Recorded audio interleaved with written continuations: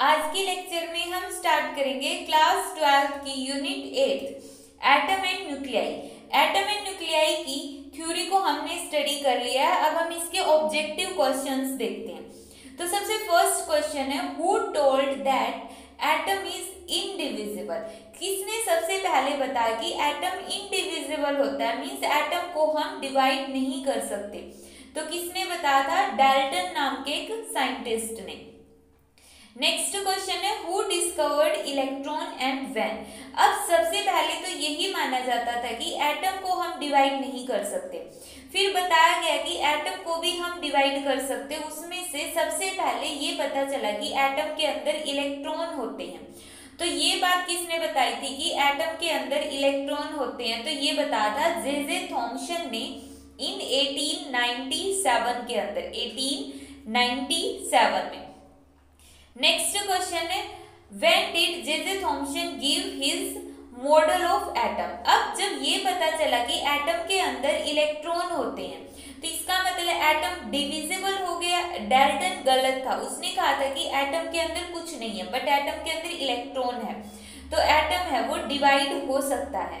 तो सबसे पहले इसको मॉडल के रूप में दिया था जे थॉम्सन ने। कब दिया था? 1898 में। 1897 के अंदर उसने इलेक्ट्रॉन की डिस्कवरी की और उससे नेक्स्ट ईयर उसने एटम का मॉडल दे दिया।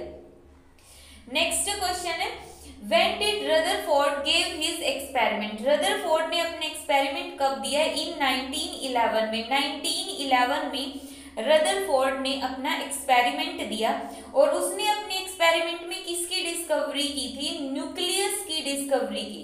तो न्यूक्लियस की डिस्कवरी किसने की कि एटम के अंदर न्यूक्लियस भी होता है।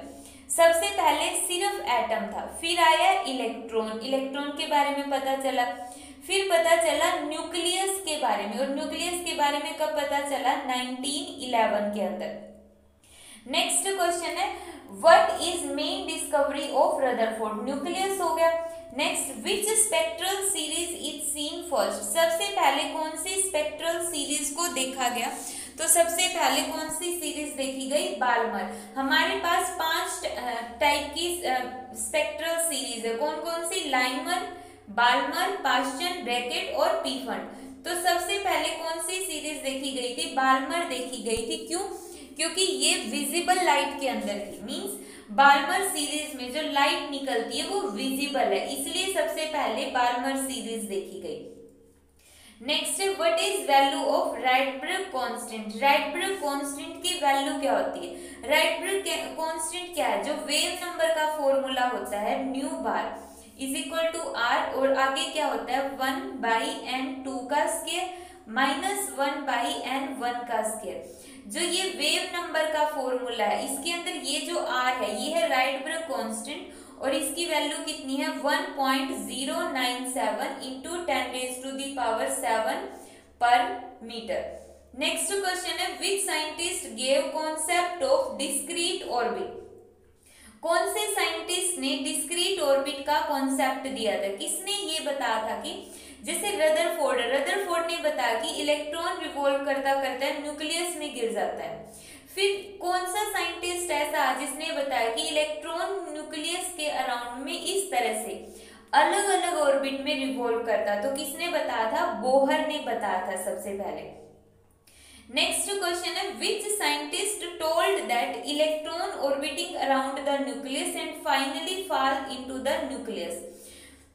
Which scientist told that electron orbiting around the nucleus and finally fall into the nucleus। Nucleus में गिर जाता। तो ये किसने बताया था? इसका आंसर यहाँ पे गलत दिया हुआ। किसने बताया था? ये रदरफोर्ड ने बताया था। रदरफोर्ड ने ये कहा था कि इलेक्ट्रॉन न्यूक्लियस के अराउंड में रिवॉल्व कर रहा है और रिवॉल्व करता करता वो न्यूक्लियस के अंदर इस तरह से गिर जाता है। Next, what is the radius of first orbit of hydrogen. Hydrogen के फर्स्ट ऑर्बिट की रेडियस कितनी होती है? 0.529 एंगस्ट्रॉम। ये हाइड्रोजन के फर्स्ट ऑर्बिट के, मतलब ये हो गया न्यूक्लियस और इसके अराउंड में जो ये पहला ऑर्बिट है उसकी रेडियस है, न्यूक्लियस के सेंटर से इसकी रेडियस कितनी है? 0.529 एंगस्ट्रॉम। नेक्स्ट क्वेश्चन है, what is value of orbital velocity of electron, electron की ऑर्बिटल वेलोसिटी कितनी होती है 2.2 इंटू 10⁻⁶ मीटर पर सेकेंड। तो ऑर्बिटल वेलोसिटी कितनी होती है इलेक्ट्रॉन की 2.2 इंटू 10⁻⁶ मीटर पर सेकेंड। लाइट की स्पीड कितनी होती है 3 इंटू 10⁸ और जब लाइट की स्पीड को हम 137 से डिवाइड करेंगे तो हमारा आंसर आएगा यही 2.2 इंटू 10⁻⁶ मीटर पर सेकेंड। और जो यहाँ पर ये वाली टर्म है 1/37, ये वाली टर्म 1/37, इसको हम बोलते हैं fine structure constant, fine structure constant जिसको हम अल्फा से रिप्रेजेंट करते हैं। नेक्स्ट क्वेश्चन है what is frequency of electron in orbit, orbit के अंदर इलेक्ट्रॉन की फ्रीक्वेंसी कितनी होती है 6.57 इंटू 10⁻15 रूट पर साइकिल, रिवोल्यूशन पर साइकिल। यहाँ पे आरपीएस का मतलब क्या है रिवोल्यूशन पर साइकिल, मतलब कि हर्ट्ज, इसकी जगह हम हर्ट्ज भी पुट कर सकते हैं। तो ये है इलेक्ट्रॉन की फ्रीक्वेंसी इन ए ऑर्बिट, कितनी है 6.57 इंटू 10⁻15। नेक्स्ट है write down the formula of total energy of electron in Bohr's stationery orbit. Bohr के स्टेशनरी ऑर्बिट में एनर्जी का फॉर्मूला होता है -13.6 divide by n² electron volt. अब यहाँ पे ये इंपॉर्टेंट है कि यहाँ पर हम इलेक्ट्रॉन वोल्ट भूलकर छोड़ देते हैं और इसकी जगह कुछ भी और लिख देते हैं, तो ध्यान रखना है यहाँ पे क्या आएगा इलेक्ट्रॉन वोल्ट। Z² के डायरेक्टली प्रोपोर्शनल है और n² के इनवर्सली प्रोपोर्शनल है। नेक्स्ट क्वेश्चन है पीफर्ट series is seen in which region, कौन से रीजन के अंदर पीफर्ट सीरीज को हमने ऑब्जर्व किया है, तो इंफ्रारेड सीरीज के अंदर, इंफ्रारेड सीरीज में पीफर्ट सीरीज मिलती है। Wavelength emitted will be shortest when, अब जो वेवलेंथ का फॉर्मूला वो क्या होता है 1/λ is equal to r 1/n2 का स्क्वायर माइनस 1/n1 का स्क्वायर। अब यहाँ पर ये वेवलेंथ मिनिमम कब होगी, शॉर्टेस्ट कब होगी, जब n2 की वैल्यू मैक्सिमम होगी, और मैक्सिमम कितनी होगी इन्फिनिटी, मतलब वेवलेंथ स्मॉल होगी जब n2 इन्फिनिटी होगा, और वेवलेंथ लार्ज होगी, मतलब लार्जेस्ट सबसे बड़ी वेवलेंथ कब होगी जब n2 स्मॉल होगा, कितना स्मॉल होगा n1 से सिर्फ एक नंबर बड़ा होगा। नेक्स्ट है name a physical quantity whose dimension are same as that of Planck's constant, Planck's constant के जैसा डायमेंशन किस किस का है इनमें से, तो प्लैंक्स कांस्टेंट के जितना डायमेंशन किसका है यहाँ पर, तो इसका आंसर आएगा इम्पल्स। इम्पल्स इसका आंसर कैसे आएगा, देखो प्लैंक्स कांस्टेंट क्या होता है E is equal to h nu, तो h किसके इक्वल हो गया E divide by nu, E divide by nu मतलब कि E 1/न्यू मतलब कि टाइम हो गया, तो E t हो गया। तो यहाँ से क्या फॉर्मूला आता है ml² t-1, ml² t-1, ml² t-1। अब यहाँ पर इम्पल्स क्या होता है, इम्पल्स मतलब कि फोर्स फॉर सम टाइम, जैसे किसी को थप्पड़ मारते तो थप्पड़ मारने का मतलब कुछ सेकंड के लिए फोर्स लगना, तो उसको हम बोलते हैं इम्पल्स लगना। फोर्स का फॉर्मूला होता है ml² t-2 और t पहले से ही, तो ये आ गया -1, तो यहाँ पर हमारा फॉर्मूला बनता है इम्पल्स का। नेक्स्ट क्वेश्चन है what is the ground state energy of electron in case of lithium, lithium के केस में ग्राउंड स्टेट एनर्जी कितनी है, एनर्जी का फॉर्मूला था हमारे पास ये, लिथियम के केस में एटॉमिक नंबर कितना होगा लिथियम का 3, तो Z की जगह हमने पुट कर दिया 3 का स्क्वायर। अब ग्राउंड स्टेट एनर्जी मींस यहाँ पर जो लिथियम है उसके अंदर कितने इलेक्ट्रॉन्स है, लिथियम के अंदर 3 इलेक्ट्रॉन है, तो फर्स्ट ऑर्बिट में 2 इलेक्ट्रॉन और उसके बाद सेकंड ऑर्बिट में क्या हो गया 1 इलेक्ट्रॉन, तो आउटर मोस्ट इलेक्ट्रॉन की कौन से ऑर्बिट में, सेकंड ऑर्बिट में, तो n की जगह हमने पुट कर दिया 2 और आंसर आ गया हमारे पास ये। नेक्स्ट क्वेश्चन है the ionisation potential of helium atom is this much. Ionisation potential इतना है। How much energy will be required to ionise it. इसको आयोनाइज करने के लिए हमें कितनी एनर्जी की जरूरत है। ये क्वेश्चन काफी कॉम्पिटिटिव एग्जाम में पूछा गया है कि जब आयनाइजेशन पोटेंशियल 24.6 वोल्ट है तो उसकी आयनाइजेशन एनर्जी कितनी होगी। पोटेंशियल इतना है तो एनर्जी भी सेम होगी, बस इसकी यूनिट चेंज कर दो। एनर्जी की यूनिट क्या होती है, इलेक्ट्रॉन वोल्ट। तो यहाँ पे लिख दो इलेक्ट्रॉन वोल्ट। सेम होता है, जितना आयनाइजेशन पोटेंशियल है उतनी आयनाइजेशन एनर्जी, बस वैल्यू चेंज कर दो उसकी यूनिट्स के अंदर, इलेक्ट्रॉन वोल्ट। नेक्स्ट क्वेश्चन है size of an atom is of order of. Atom का जो साइज होता है उसका ऑर्डर कितना होता है। एटम के साइज का order 10⁻⁻10 metre. Size of nucleus, nucleus का साइज कितना होगा, 10⁻⁻15 मीटर। न्यूक्लियस क्या हो गया, और भी छोटा हो गया तो पावर और भी नेगेटिव में चलेगी। एटम का साइज है 10⁻⁻10 मीटर और न्यूक्लियस का साइज है 10⁻⁻15 मीटर। नेक्स्ट क्वेश्चन है what is value of one atomic mass unit. One atomic mass unit की वैल्यू कितनी होती है। वन एटॉमिक मास यूनिट की वैल्यू है 1.66 इंटू 10⁻⁻27 किलोग्राम। कितनी होगी, एक AMU की value 1.66 into 10⁻⁻27 kilogram. Next question है one atomic mass unit is equal to, एक एटॉमिक मास यूनिट की वैल्यू कितनी होगी, 931 मेगा इलेक्ट्रॉन वोल्ट। 1 AMU किसके इक्वल होगा, 931 मेगा इलेक्ट्रॉन वोल्ट के इक्वल होगा। नेक्स्ट क्वेश्चन है proton electron hypothesis is given in. Proton electron hypothesis कब दी गई थी, 1930 के अंदर। और न्यूट्रॉन की डिस्कवरी कब हुई थी, न्यूट्रॉन इज डिस्कवर्ड इन 1932 में। किसने डिस्कवर किया था, चैडविक ने। अब चैडविक को इसके लिए नोबेल प्राइज कब मिला था, 1935 के अंदर। तो देखो 1930 के अंदर तो प्रोटॉन और इलेक्ट्रॉन थे ओनली, तब तक न्यूट्रॉन के बारे में पता ही नहीं था। उसके बाद 1932 के अंदर न्यूट्रॉन की डिस्कवरी हुई और सबसे पहले चैडविक आया। चैडविक ने उसको नोबेल प्राइज दिया था इन 1935 के अंदर। Next what is value of empirical constant. Empirical constant की वैल्यू कितनी होती है, इंपीरिकल कांस्टेंट की वैल्यू है 1.2 इंटू 10⁻⁻15 मीटर। नेक्स्ट अब ये इंपीरिकल कांस्टेंट क्या है, जो साइज ऑफ न्यूक्लियस है उसका फॉर्मूला क्या था, R is equal to R0 a⁻1/3। तो ये जो R0 है यही इंपीरिकल कांस्टेंट है। Next what is value of nuclear density. तो न्यूक्लियर डेंसिटी की वैल्यू है 2.29 इंटू 10⁻17 किलोग्राम पर मीटर क्यूब। अगर आगे वाला फैक्टर याद नहीं रहता तो लास्ट वाला फैक्टर याद रखना, 10⁻+17 किलोग्राम पर मीटर क्यूब। ये होती है न्यूक्लियस की डेंसिटी। और यहाँ पर ये वाला क्वेश्चन मोस्ट इंपॉर्टेंट है, 1 AMU जो न्यूक्लियस का मास होता है उसकी मेजर करने की यूनिट होती है AMU। और ये कितने मेगा इलेक्ट्रॉन वोल्ट के इक्वल है, 931 mega electron volt. Next question है obtain approximate ratio of nuclear radii. Iron दिया है और यूरेनियम दिया, उनकी न्यूक्लियर रेडियाई का रेशियो बताना है।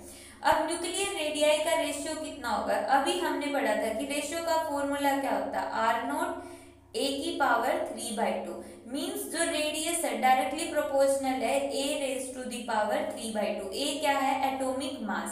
तो यहाँ पर देखो सबसे पहले हम एटॉमिक मास आयरन का देखते हैं तो 56⁻⁻1/3 और डिवाइड बाय यूरेनियम का एटॉमिक मास कितना है, 238⁻1/3। तो ये आ गया इनकी रेडियस का रेशियो। तो ये वाला रेशियो किसमें मैच कर रहा है, ऑप्शन फर्स्ट के अंदर।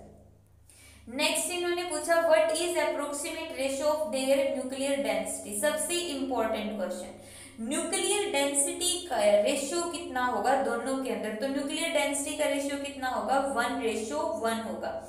न्यूक्लियर डेंसिटी का रेशियो कितना है, 1:1। Next what is alpha particle? Alpha क्या होता है? हीलियम का न्यूक्लियस। अब देखो, जो हीलियम एटम होता है, हीलियम का मतलब 2He4, हीलियम के न्यूक्लियस के अंदर क्या होते हैं? 2 प्रोटॉन और 2 न्यूट्रॉन। और इलेक्ट्रॉन कहाँ पर होंगे? इलेक्ट्रॉन बाहर रिवॉल्व कर रहे होंगे, 2 इलेक्ट्रॉन बाहर रिवॉल्व कर रहे होंगे। तो ये जो अंदर बच गया, इसी को हम क्या बोलते हैं? अल्फा। अल्फा का मतलब क्या होता है? 2 प्रोटॉन और 2 न्यूट्रॉन, इसको हम अल्फा बोलते हैं। What is deuteron? ड्यूट्रॉन क्या होता है? ड्यूट्रॉन होता है न्यूक्लियस ऑफ ड्यूटेरियम। ड्यूटेरियम क्या होता है? हाइड्रोजन का आइसोटोप 1s2। तो ये जो 1s2 हाइड्रोजन का आइसोटोप है, इसको हम क्या बोलते हैं? ड्यूट्रॉन बोलते हैं। Next, what is isotone? Isotone क्या होते हैं? आइसोटोन मीन्स जिसके अंदर नंबर ऑफ न्यूट्रॉन क्या होंगे? Same. Number of neutron same होंगे, उसको हम क्या बोलते हैं? आइसोटोन। आइसोटोप मतलब जिसका एटॉमिक नंबर सेम हो, आइसोबार जिसका मास नंबर सेम हो, और आइसोटोन जिसके न्यूट्रॉन सेम हो। Next, what is relative एबुडेंस of uranium 233? Uranium 233 की एबुडेंस कितनी है? मतलब कि हमारे नेचर में यूरेनियम 233 कितना पाया जाता है? 0.006%। नेक्स्ट क्वेश्चन है, what is relative एबुडेंस of uranium 238? Uranium 238 की एबुडेंस है 99.28%। सबसे ज्यादा यूरेनियम 238 पाया जाता है। What is value of reproduction factor of atom bomb? Atom bomb के लिए रिप्रोडक्शन फैक्टर की वैल्यू कितनी होती है? K>1 मीन्स K>1 का मतलब है कि जो न्यूट्रॉन फॉर्म हो रही है उनकी अमाउंट बहुत बहुत बहुत ज्यादा है जो न्यूट्रॉन एब्जॉर्ब हो रहे हैं उसके कंपैरिजन में। जब न्यूट्रॉन बनेंगे ज्यादा तो एटम बम वर्क करेगा, एक्सप्लोड मीन्स क्या हो जाएगा? एक्सप्लोड हो जाएगा, वहां पर डिस्ट्रॉय कर देगा हर एक चीज को। What is the velocity of thermal neutron? Thermal neutron की वेलोसिटी कितनी होती है? 2.2 किलोमीटर पर सेकेंड। 2.2 किलोमीटर पर सेकेंड होती है। Next, the material used for slowing down the fast neutron are called? Fast neutron को स्लो डाउन करने के लिए हम क्या यूज करते हैं? मॉडरेटर का यूज करते हैं। मॉडरेटर का काम क्या होता है? फास्ट न्यूट्रॉन को स्लो डाउन करना। नेक्स्ट क्वेश्चन है, out of these what is example of neutron? Neutron का एग्जांपल क्या है? न्यूट्रॉन का एग्जांपल यहाँ पे ये न्यूट्रॉन नहीं आएगा, मॉडरेटर आएगा। Out of these what is example of moderator? Moderator का एग्जांपल क्या है? ग्रेफाइट, ड्यूटेरियम और पैराफिन, ऑल सभी हैं। जो मॉडरेटर के एग्जांपल है ग्रेफाइट, ड्यूटेरियम और paraffin. Next, what is function of control rod? Control rod का फंक्शन क्या होता है? कंट्रोल रोड का फंक्शन होता है to capture the slow neutron. वो न्यूट्रॉन को स्लो डाउन नहीं करते बल्कि उनको कैप्चर कर लेते हैं, मतलब उनको फिनिश कर देते हैं, एब्जॉर्ब कर लेते हैं। तो capture the slow neutron. Next है, control rods are made up of? Control rod किसकी बनी होती है? बोरोन और कैडमियम की। तो दोनों की ही कंट्रोल रोड्स होती है। Which material is used as coolant? Coolant के तौर पर, कूलेंट का मतलब न्यूक्लियर रिएक्टर में जो एक्स्ट्रा की हीट है उसको रिमूव करने के लिए हम क्या यूज करते हैं? लिक्विड सोडियम का यूज करते हैं। नेक्स्ट क्वेश्चन है, the two nuclei have the mass number in ratio 1:8। मास का रेशियो 1:8, तो उनकी न्यूक्लियर रेडियाई कितनी? रेडियाई का रेशियो क्या होगा? अब हमें पता है कि जो रेडियस है वो मास नंबर की पावर के 1/3 डायरेक्टली प्रोपोर्शनल है। तो यहाँ पे A1 और A2 का रेशियो 1/8, तो इसकी पावर हो गई 1/3। 1/8 की पावर 1/3 तो कितना आ गया? 1/2 आ गया। Next question, What is the energy equivalent of mass 1 kilogram of a substance? जब मास 1 किलोग्राम है तो एनर्जी कितनी होगी? मास की जगह 1, सी की जगह 3 × 10⁸ का स्केयर। तो यहाँ पे कितनी एनर्जी आ गई? 9 × 10⁻16 joule. Next, which point is wrong about the fusion? Fusion के बारे में कौन सा पॉइंट रोंग है? Proton are required for fusion, बिल्कुल सही है। प्रोटॉन का मतलब ड्यूटेरियम की ज़रूरत होती है, फ्यूजन की प्रोसेस के लिए हमें ड्यूटेरियम की ज़रूरत होती है। फिजन के अंदर हमें चाहिए होते हैं न्यूट्रॉन्स और इसके अंदर चाहिए होते हैं हमें प्रोटॉन्स। नेक्स्ट है एक्सट्रीमली हाई टेम्परेचर, बिल्कुल सही है कि बहुत ज़्यादा हाई टेम्परेचर और हाई प्रेशर की ज़रूरत होती है। मटेरियल यूज्ड आर चीप, ये भी सही है, उसके अंदर जो मटेरियल यूज किया जाता है बहुत चीप होता है। Very small energy is released, ये पॉइंट गलत है। जो न्यूक्लियर फ्यूजन है, फ्यूजन, इसके अंदर जो एनर्जी रिलीज होती है वो फ्यूजन प्रोसेस से भी बहुत ज़्यादा एनर्जी होती है। तो फ्यूजन के अंदर बहुत हाई एनर्जी होती है। और फ्यूजन के ऊपर कौन सा बम वर्क करता है? Hydrogen bomb. Hydrogen bomb. जो एटम बम है वो फिजन पर एक्ट करता है। एटम बम किस पर एक्ट करता है? फिजन पर। और एटम बम का जो हानिकारक इफेक्ट्स है, जो डेंजरस इफेक्ट है, वो हम देख चुके हैं हिरोशिमा और नागासाकी के अंदर। तो हाइड्रोजन बम तो उससे भी ज़्यादा डेंजरस होता है। तो ये थे हमारे 8th यूनिट के इम्पोर्टेंट MCQ।